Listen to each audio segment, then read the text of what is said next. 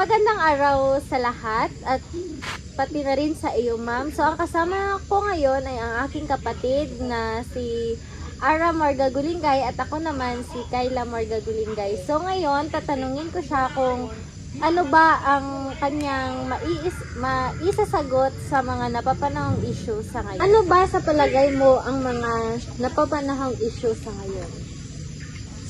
Sa panahong ito, ang isa sa mga napapanahong issue o talakayin ay ang mga nagdaang eleksyon or barangay at SK election 2023. Isa yan sa ngayon sa napag-uusapan din lang dito sa karamihan sa mga nasasakupan ng isang barangay, pati na rin sa social media. So, ano naman ang masasabi mo sa mga nag-vote buying na tumatakbo na mga kandidato?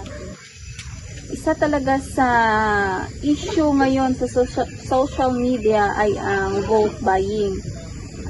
Aminin man natin sa hindi, marami talagang mga kandidato ang nag-vote buying, lalong-lalo na sa huling araw ng kampanya. Doon mo talaga makikita yung maraming kandidato talaga na sangkot sa vote buying. At masasabi ko lang doon sa makikita ko sa ating mga kababayan na marami talagang nadala sa pera. Kahit na yung 300 pesos lang or 200 pesos lang yung binigay sa kanila, kayang nilang ipagpalit yung kandidato nila na hindi bumili ng boto kaysa sa binili nila yung boto nila. Kasi yung 200 pesos na yon, isang araw mo lang yun na gagamitin, wala na. Paano yung buong taon o ilang taon na pagsisilbi nila sa atin bilang mga pinuno natin? Saan naman nila babawiin yung pera na ginamit nila sa pagbili ng boto mo? Di sa kaban mismo ng pera ng ating barangay. At makikita mo sa social media na yung mga natalo, doon talaga sila naglabas ng kanilang hinaing tungkol sa pagiging vote buying, na yung mga kababayan natin dalang-dala talaga sa 300 pesos, 200 pesos na pera na binigay sa kanila para lang botohin sila. Paano yun? Masaya ba ang isang kandidato dahil nanalo siya? Dahil binili nila yung boto nila? O sino yung mas masaya? Yung nanalo ka dahil naging patas ang pagtakbo mo, na hindi mo binili yung boto nila kaya nanalo ka?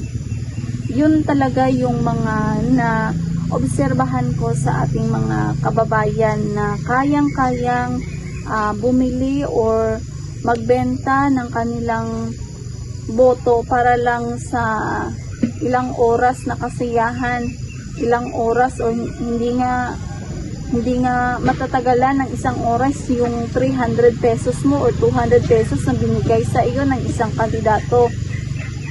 Kaya nga nasa sa atin na rin yun kung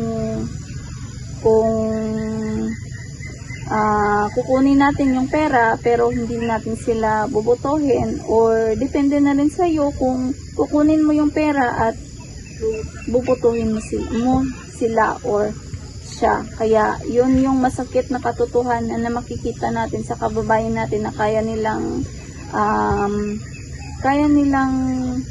ibenta yung kanilang boto para lang sa 200 pesos at 300 pesos na matatanggap nila. Kaya yun yung isa sa masakit na katotohanan dito sa ating mga kababayan. At maraming mga kandidato na hindi bumili ng mga boto kasi sila yung mas deserving, sila yung mas may alam sa bibigay ng magandang programa dito sa ating barangay.